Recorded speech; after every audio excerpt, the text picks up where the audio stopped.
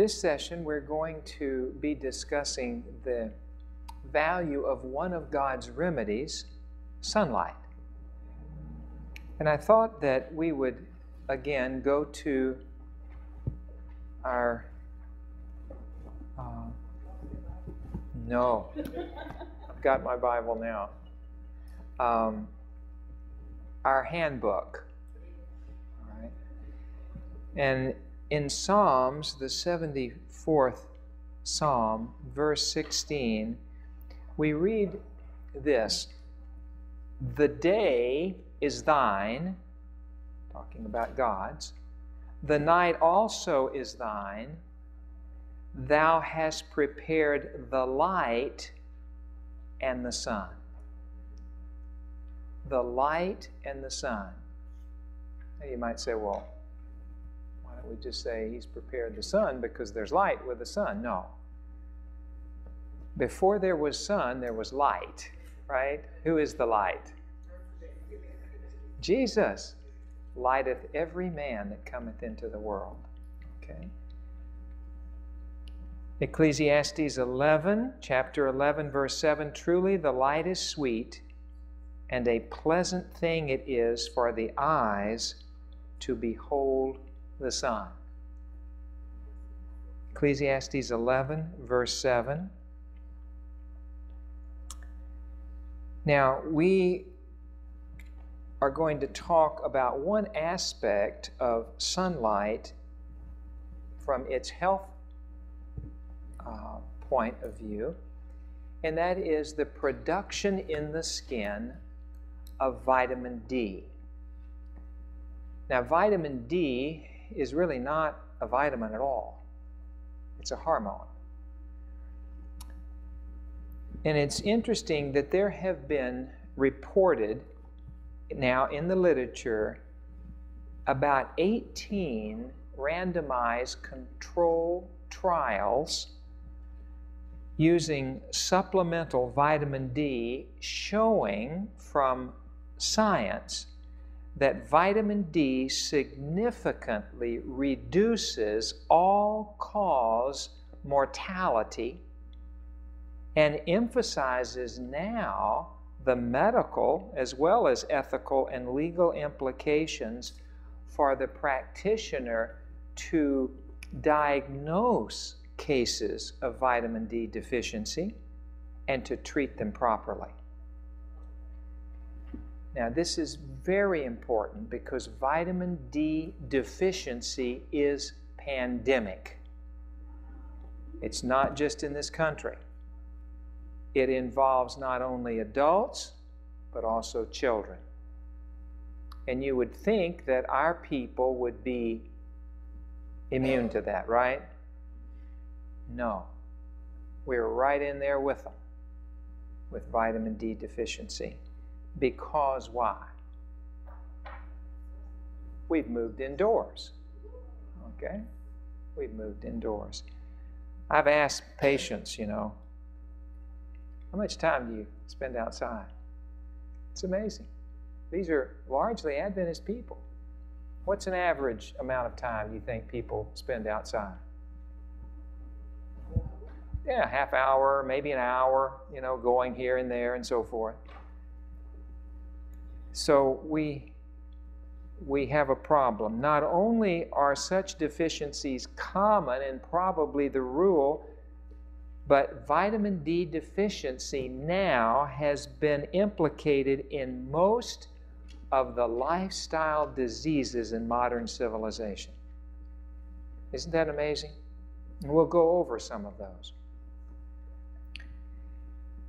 We mentioned that it is a steroid hormone that stimulates vitamin D receptors that are in the nucleus of cells that regulate now what we know at least 200 human genes in a wide variety of tissues, all of which help to maintain normal body physiology. So if we're deficient in the vitamin or in the hormone, vitamin D, we will not be able to activate those genes that are responsible for maintaining health in the body. Do you see why God says that sunlight is a remedy? Okay? It's a remedy. Now, the symptoms of vitamin D deficiency may be protean as well as its manifestation. Muscle weakness.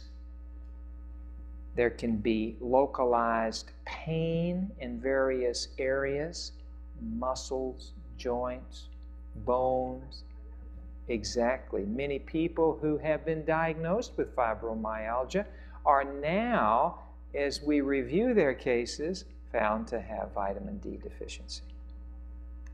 Osteopenia and osteoporosis, this demineralization process. Fractures in the elderly. On blood analysis, we do like the chemistry panels. Asymptomatic low serum calcium levels. Muscle cramps, even seizures. Now, what are the classes of individuals who are at high risk for vitamin D deficiency? The elderly.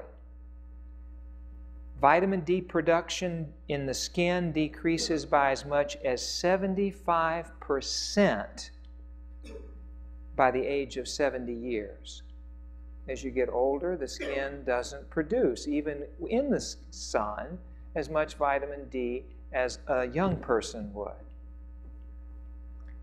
The chronically ill, the malnourished. Most of those people, where do we put the chronically ill? We institutionalize them, right?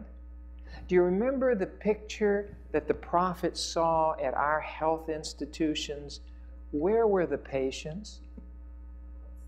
They were outside, under the trees, laying on the grounds, in beds. And in the gardens, that's where God intended His patients to be, because that's where all the doctors are. Is outside. Okay? Okay. In fact, our physicians were instructed, get your patients out of doors, because then they're going to require much less effort to get them better, because God will be working while we're working, you see.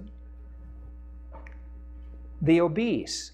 Vitamin D is efficiently deposited in large body fat stores and then is not readily bioavailable. Those with limited sunlight exposure is another group, those that just don't get outside. Those persons who are darkly pigmented, they require 3 to 6 times more sun exposure to get the same amount of production of vitamin D. So and that you're saying I need more than you do. Exactly. You thought it was the reverse. No, because that dark pigmentation was a protection, okay, against more of the equatorial sun exposures, you see, so that you weren't harmed by that excessive amount. Those people who are using certain medications, anticonvulsant medications, Dilantin, phenobarb, steroids, rifampin, a whole bunch of medications actually interfere with the physiology of vitamin D. Yes?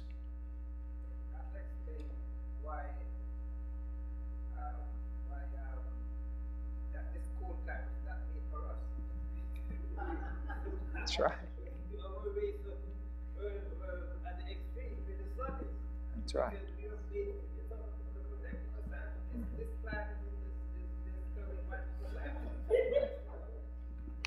Latitudes above, I believe, 35, there's much more prevalence of vitamin D deficiency.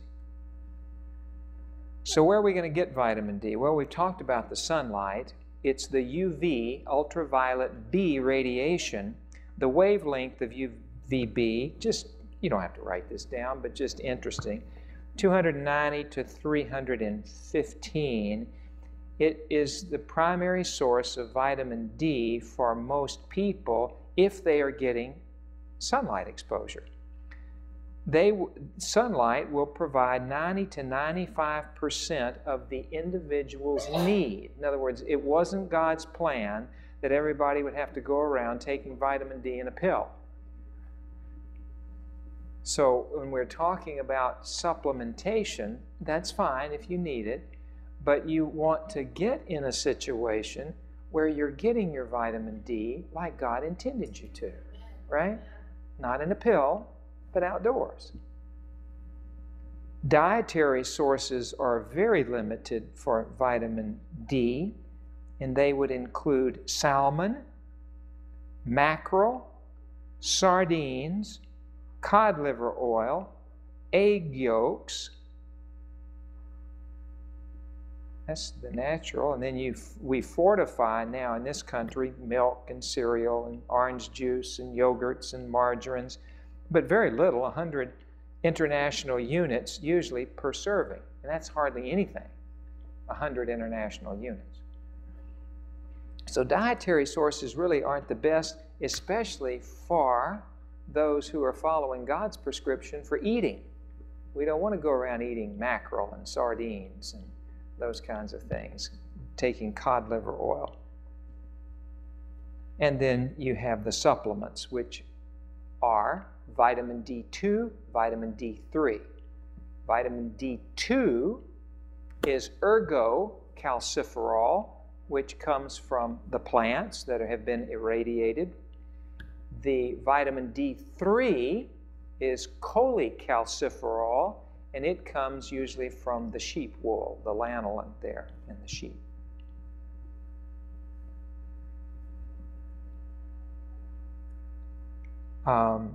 Now, we're not going to spend a lot of time on the physiology, but whether you take D2 or D3, or whether you get outside and get sun exposure and the body makes your D3, whatever, those then are carried to the liver, and they undergo a process of hydroxylation. From the liver, then, it goes to the kidney. The kidney actually continues that activation of this substance to where you're forming the active vitamin D, which is 1,25-dihydroxy vitamin D. Now, you don't have to know all that, but we want to keep it simple, but physicians need to know that because of what happens when people get into kidney failure. They're not producing that, you see. And so you've got to then be able to know how to address their needs and supplement with what is necessary. Now, you may want to know this because if you haven't had a vitamin D level, you ought to work with your physician to get one. Now, most physicians, hopefully now, know the right kind of vitamin D to order, but you need to write it down so you can help them if they don't. It's 25-hydroxy OH. In other words, 25 OH vitamin D. That is the standard of vitamin D measurement now in the medical circles throughout the world, and that's what we're using for norms now. 25-hydroxy, or OH, vitamin D. Now, this, once vitamin D becomes active by the action of the kidney, so it's 1,25-hydroxy, what does that do? It facilitates calcium absorption through the small intestines. So if you don't have vitamin D, you can take all the calcium supplements you want, but you're not going to get much absorption. It'll just go right through the GI tract. And so that's why they're starting to put vitamin D with calcium but they're putting about 400 international units in, and if a person's really vitamin D deficient, that may not be enough. So you need a level checked so that we know. Vitamin D stimulates insulin secretion. It retards insulin resistance. You know, James was here talking about the adult onset diabetic who has insulin resistance and later will develop problem with insulin release. It is anti-cancer, vitamin D. And this is something we're just discovering. People that are deficient in vitamin D will be at much greater risk for all kinds of cancers. It is immune modulating. That means that unless we have adequate stores of vitamin D, the immune system will be hypofunctioning. It will be out of normal functioning, allowing individuals to get infections more easily, viral infections, bacterial infections. In fact, the body actually produces its own antimicrobial agent. The one that we've at least identified up to this point is cathelicidin, which is an agent. It's not important that you write, all that, but just know that the body produces certain compounds that act like antibiotics and antiviral agents if it is getting sun. This is why one of the challenges we have is that in people who develop infectious diseases, let's say like TB, do you remember how we used to treat TB? Got them out in the sun.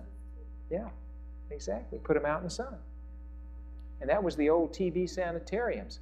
And this is why it may be that the darker pigmented populations are much more susceptible to tuberculosis and these other infectious diseases and certain cancers. And when they get them, they're much harder to treat, you see, because the body isn't getting what it needs to help its innate immune system to combat these things. Vitamin D enhances muscle mass and muscle strength. A lot of people say, I just don't feel like I've got much strength. I just feel weak. And they don't recognize. They go to the doctor, they check their blood work, everything looks okay, CBC, chemistry panels, everything's okay. And they say, I just don't have any strength. But nobody thinks to check a vitamin D level. Okay. We now know that vitamin D, since it affects muscle strength, may actually be associated, vitamin D deficiency, with heart failure because the heart muscle strength of contraction is impaired. How prevalent is it? Well, let's just look at levels. Normally, if you take your chemistry panel, they'll have a recommended range. It used to be, in fact still is in some labs, 20 to 100. Well, that's changing a little bit, and now we're seeing at least 30 to 32 to 100 is a safer range. And as we're studying it more, from the data of disease in relationship to vitamin D, like fractures, osteoporosis, you will see not a trailing of that rise in disease until you get up to levels of about 40, okay, of vitamin D. But let's just look at levels. Experts have earlier defined severe vitamin D deficiency at being like less than 20, 10 to 20. And yet, you'll activate your parathyroid glands when levels probably fall below about 30 to 40. Now, the parathyroid glands sense calcium levels in the blood. So if you're, for instance, if you're vitamin D deficient, you can't absorb calcium even though there's plenty of calcium in food. You can't absorb it. So levels begin to drop. The body senses that. The parathyroid glands begin to activate, and they will then act through parathormone on the bones to remove calcium from the bones to put it in the bloodstream. Okay? And then over a period of time, the bones become weakened, osteopenia, osteoporosis, and bad enough, osteomalacia, where you start having pain. Okay? So you can see that this is a difficult disease process that affects so many organ systems, okay? And the prevalence is interesting. Given, let's say, levels of 21 to 29, that is considered relative insufficiency. In other words, below 20, definite deficiency. 21 to 29, relative insufficiency. Above 30, lower limits of normal. Ideal, probably somewhere in the 40 to 70 range. Levels higher than 150, usually intoxication, and that's when you get into all the high levels of supplementation that people, I mean, you're not going to get anywhere near 150 getting out in the sun because the body will regulate that. You can't get too much vitamin D by sun exposure. You can burn yourself, but you won't get too much vitamin D, okay? It's estimated now by using these definitions of levels that 1 billion people worldwide have either deficiency or inadequacy of vitamin D. By different studies that are now in the literature, 40 to 100%, depending upon what study you read, about half to almost all, the majority, have of U.S. and European elderly men and women living in not nursing homes, but community residences, are deficient in vitamin D. That's a lot of people. Okay?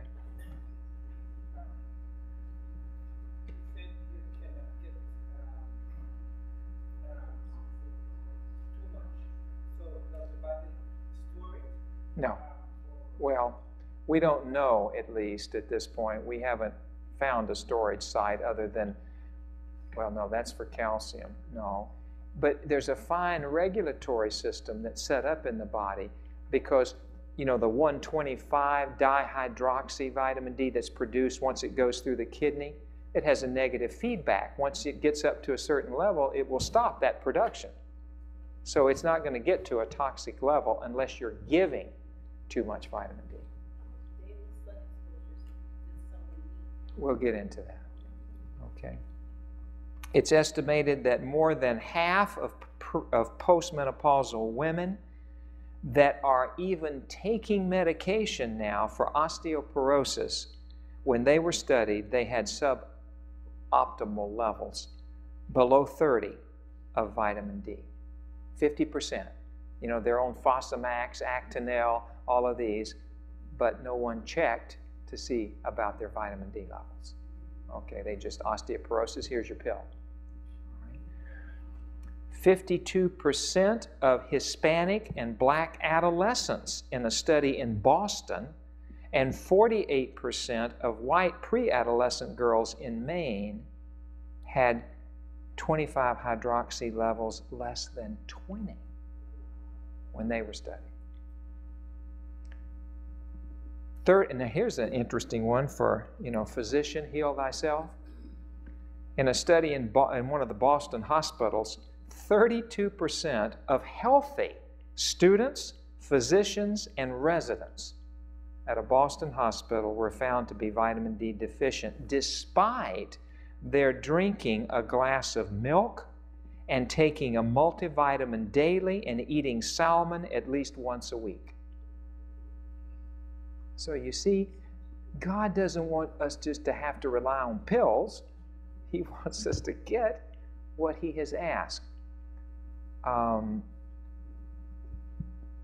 Now, this is interesting. I'm not going to spend a lot of time, but even in these countries, when you get over to Turkey, India, the United Arab Emirates, states, Saudi Arabia, now those people would get plenty of sun, you would think, right? They're all covered up, okay? And they found that in these countries, as they did studies of children and adolescents, up to 50% of them still had vitamin D levels less than 20. Who's behind all this? The enemy. Okay, you remember, I have come that they may have life, and life abundantly. And you can see that our artificial living is after the order of this world. And who is the prince of this world? It's not the Lord, is it? Okay. And we've been deluded. He has tried to rob us of those very things that we need to enjoy a life that God has given us.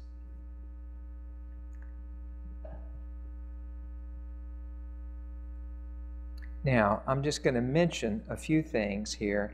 Diseases that are associated with deficiencies of vitamin D that we know about. We talked about cardiovascular disease, heart failure, diabetes, cancers of several organ systems, inflammatory bowel disease, Crohn's disease, these autoimmune disorders, scleroderma, celiac disease, asthma, psoriasis, osteoporosis, osteopenia, prostate cancer, multiple sclerosis, osteoarthritis. I mean, just on and on and on. So, we need to head this off, don't we? I'm going to, for the sake of time, I just want to mention this. When you are one of your family members, are a friend, are someone you're working with as you're now learning how to do medical missionary work, right? You come in contact with people. You should put vitamin D in your differential list in any person who is complaining of diffuse musculoskeletal pain or weakness, who has been given a diagnosis of fibromyalgia or chronic fatigue syndrome, patients who have on their DEXA scan osteopenia or osteoporosis, those in the elderly who have simply stumbled and developed a fracture, a fracture. Think of vitamin D deficiency. And now also with all these other diseases, we need to expand our understanding, those patients with cancer, with autoimmune disorders, diabetes, heart disease, I mean the whole gamut. These patients need to be screened for vitamin D deficiency. Now, it doesn't mean that that's the only cause. Too much animal fats will clog up the arteries, right? You've been studying that in cholesterol. But you see, there are multiple factors that impinge upon disease. It's not just one. The risk factors for coronary artery disease, obesity, hypertension, animal fats, cholesterol, stress, heredity. I mean, there are multiple things that are pressing upon us from the enemy. And so vitamin D must be checked now. It's part of the profile for health.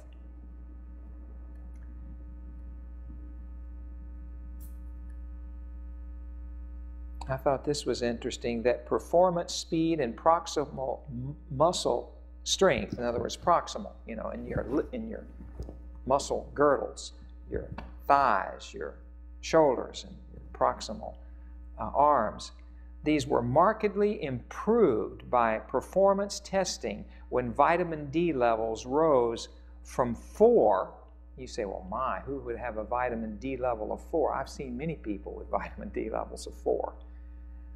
To 16, as they're supplemented, and they continued to improve as they were supplemented up to levels so that their vitamin D level was up to 40. They continued to get stronger. Okay.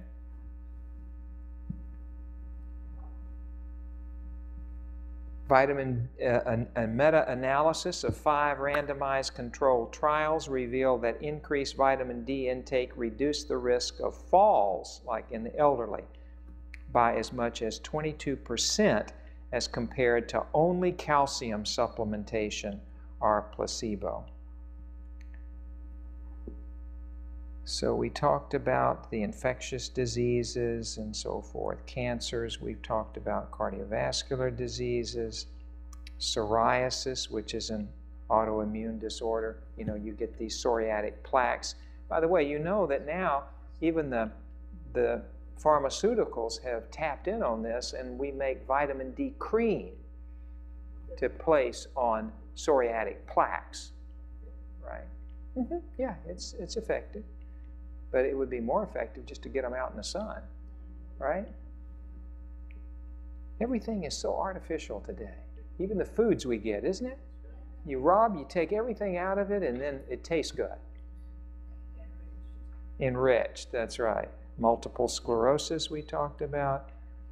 Rheumatoid arthritis, again associated with vitamin D deficiency. Lupus, osteoarthritis, even periodontal disease.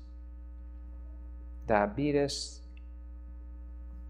Among children with vitamin D deficiency, the risk for developing type 1 diabetes was increased by approximately 200%. And we just think, well, it's just terrible what's happening, but nobody knows why.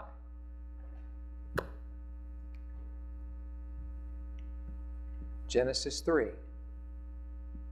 The serpent was more subtle than any other beast. And we as a people, unless we have our eyes anointed, we're going to be in no better situation than the world. But you see, because God has given us such simple instruction, you need to get out in the sun. Oh, well, yeah, sure. Who needs the sun? You need to have water. Oh, well, who needs water? You see, such simple things, but have such profound impact upon this wonderful organism, the living machinery of God's creation. He knows how much we need these things. There's a statement, it may be in here, and I don't know if I'll cover all of it, but I want to tell you this. Gospel workers, maybe I'll have it. If I do, I'll find the page, but if not, you just get in the Gospel Workers, and it'll tell you how much time God's people, His workers, need outdoors. We say in the Current Standard, and I'm going to answer your question now, how much time do you need? The world says, the experts, you need probably about 20 to 30 minutes, especially if you're more darkly pigmented, or if you're older, at least up to 30 minutes daily of outdoor sun exposure to the face, the arms, the hands, in order to get adequate amounts. 30 minutes, max to 15, the shortest. At least, and I really shouldn't have even said daily, because some are saying a few times a week. That's what the experts are saying. Yes, the time of day makes a big difference between the hours of 10 a.m. and 3 p.m. because the sun is mostly overhead during that time, and that's when your 10 a.m. and 3 p.m. But it's been shown that if you will get out in the sun and get more of a more total body, like if you in a private area where you can get chest and back and arms, that for about 15 minutes of sun exposure around the noon hour, the body, if it's younger, will make about 10,000 international units of vitamin D in about 10 to 15 minutes. Now, if you stay out there about 30, you'll be up to about 20,000 international units in that period of time. It's a problem during the winter months. It sure is. And if your vitamin D, and almost in all studies, everyone's vitamin D levels drop during the winter months because it's too cold. And that's where I think that we should, if our levels are going down, that we should supplement during that period of time. Huh? Right. Go to the islands.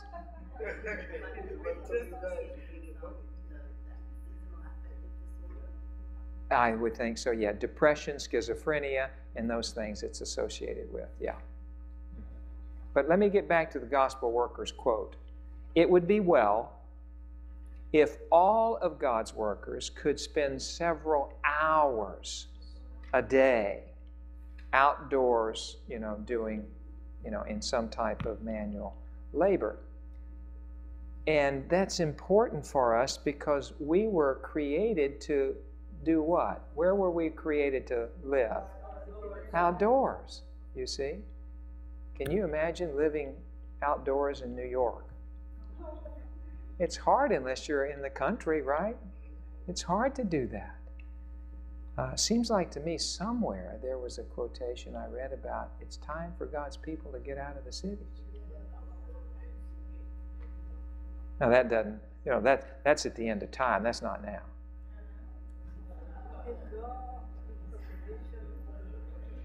No, we need to work the cities, right? But what about living in the cities? Does God say anything about that? There is some challenges there. And God needs His workers in the cities to reach the people in the cities. That's where they are. Yeah. Yes. Yeah.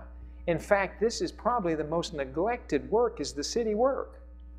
And this is where God's people need to be working. But at the same time, there is a way that God wants to do that in such a way that His people are not being injured by continued exposures in the cities. And there's a way, and we'll talk a little bit about that. Asthma, pulmonary disease. Increased risk for wheezing illnesses in children of women living in the inner cities who had vitamin D deficiency during pregnancy even, and so forth and so on. Okay, and we talked about how to replace it, natural sunlight, which is the ultraviolet. Oh, you can go to tanning beds, the ultraviolet B radiation. You can do it in a tanning bed, or you can supplement with vitamin D. Those are the three ways of being able to get now replacement vitamin D. Sunlight, tanning beds, and supplementation. You're not going to get probably enough if you're really deficient by eating these other sources of food. Yes? We'll talk about that. Yes, ma'am. I'm curious about the association between exposure and skin cancer. Uh-huh. Oh, yeah. The problem with, there's two problems with sun exposure and cancer. Everybody has moved indoors, right? Because of what? Fear. Right? Who's the author of Fear? People are eating animal foods, animal fats that get deposited in the subcutaneous tissues of the skin. And we know that people that are on an animal fat diet will have much greater carcinogenesis in the skin when exposed to sun. Okay? Get them on a plant-based diet, you're not going to have the same risk. The fat is different. Secondly, you don't, what's another doctor that is in the remedies that God has given us? What's another one? Fresh air, water, exercise, rest, sunshine, nutrition. Temperance. You don't do anything to excess, right? You don't get out in the sun and burn yourself. No, that is not wise. And if you'll get just the daily exposure, and this is the best we can do, and I still think, and please, this is the best that science can come up with right now. I read a statement, I wish I could recall it. Where was it? It's in our testimonies and so forth. That it is impossible for man to comprehend the mysteries of this body. It's impossible. Okay? So the best that we can do, let's do the best. But don't think that this is exhausting God's wisdom by any means. Okay? And so right now we're trying to do the best we can in getting people out of the ditch by these supplementations. But in terms of sunlight exposure, we're coming up with what we think are some reasonable, guidelines. But it just, there's a lot of common sense in health reform. Don't get out in the sun and burn yourself. If you want to get the 15 to 30 minutes of direct sun exposure, well then after that, then put your hat on, clothe, and you're not going to stay out there 3 hours just trying to bake in the sun. No, protect yourself, but get at least that number of minutes of sunlight. Then you can put your hat and your clothes back on, or I have to wear a sunscreen because I sweat blood in the sun from the time I was a baby. What is the cause of that? I'm not sure. We'll try to talk about that. Sweating blood. Jesus did that, didn't he? But we'll have some time. Now, I need to get to how much supplementation because I think you'll want to know this. There's different ideas, different opinions by who you're reading. Most experts agree that without adequate sun exposure, children and adults will require approximately 800 to 1,000 international units of vitamin D3. That comes from the animal source, right? Now, D3 is much more potent to raise vitamin D levels than is D2. It's about 3 times potent than D2. So if you're going to take D2, then you would take more than you would of the D3.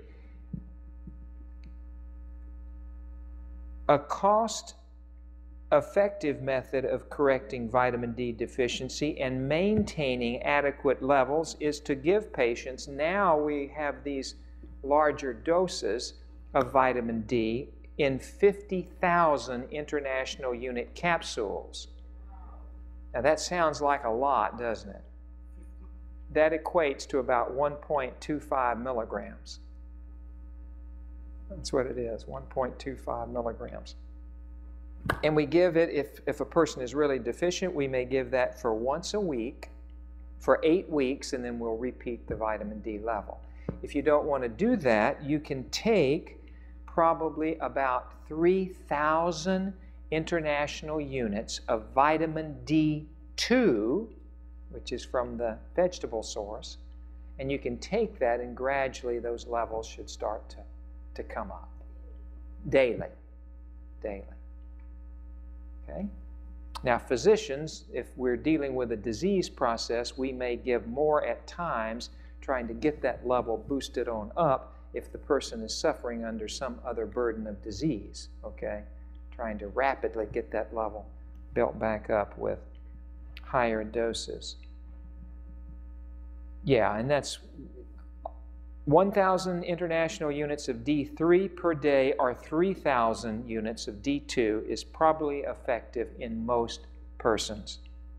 Check, once you're replacing, check every 6 to 8 weeks a serum 25-hydroxy level to ensure adequacy of treatment. In those individuals with serious diseases that are associated with vitamin D deficiency, such as cancer, heart disease, osteoporosis, multiple sclerosis, diabetes, autoimmune disorders, we should attempt to get levels up into that 40, 50, 60 range. Now, just to close, I want to give you some real wisdom. Can I share with you some real wisdom? That will confound the wise. Invalids too often deprive themselves of sunlight. This is one of nature's most healing agents.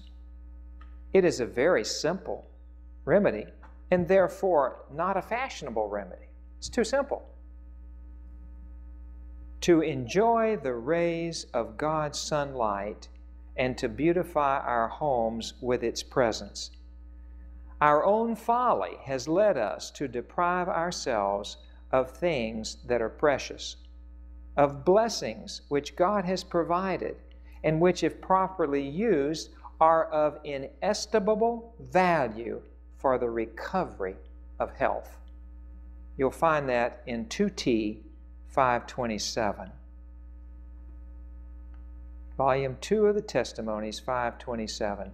Those who have the aged to provide for, they should remember that these especially need warm and comfortable rooms. Vigor declines as years advance, leaving less vitality with which to resist unhealthful influences, and hence the greater necessity for the aged to have plenty of sunlight and fresh, pure air. That's from Adventist Home 149. Here's that quote. If all of our workers were so situated that they could spend a few hours each day in outdoor labor, and they felt free to do this, in other words, they didn't have to feel guilty, it would be a blessing to them, and they would be able to discharge more successfully the duties of their calling.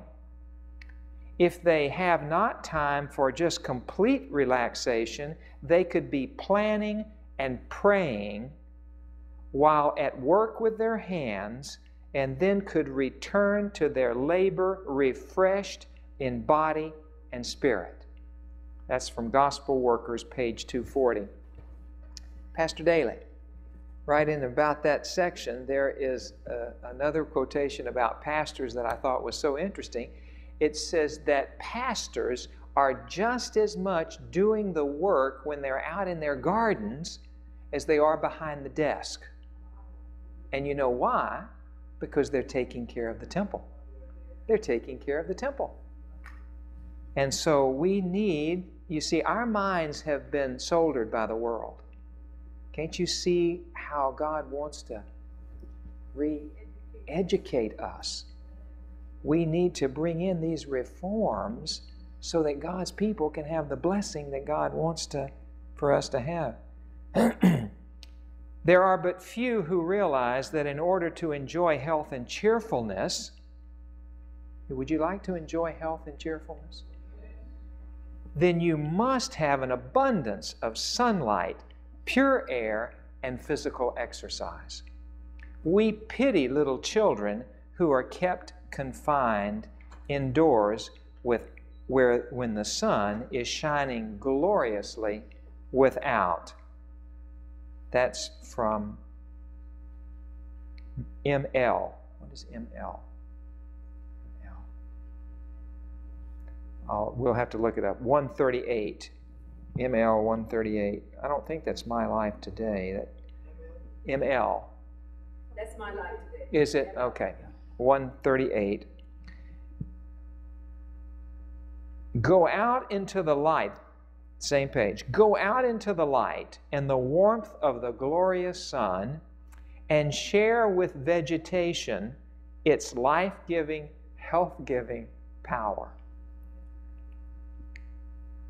Page 138 again. When God had made our world and darkness was upon the face of the deep, He said, "Let there be light," and there was light. And God saw that the light was good. Shall we close our houses and exclude from them the very light that God has pronounced as good? If you would have your homes sweet and inviting, make them bright with air and sunshine. If you have God's presence and possess earnest, loving hearts, a humble home made bright with air and sunlight, it will be to your family a heaven below. Exercise and a free, abundant use of the air and sunlight, blessings which heaven has freely bestowed upon all, would give life and strength. May God help us to get back to His Word, right? And I think we're going to be a much more happy and healthy people, living simply, but enjoying a life that was destined for kings and queens.